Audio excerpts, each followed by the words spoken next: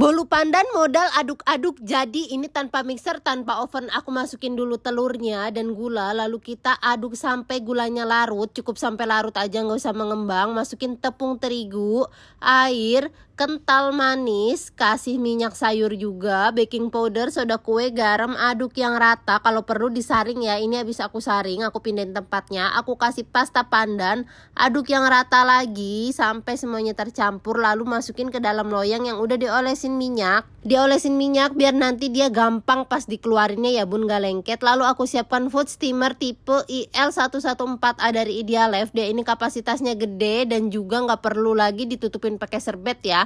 Dan ini kacanya transparan, bisa kelihatan dari luar adonannya. Aku kukus kurang lebih 30-40 menit.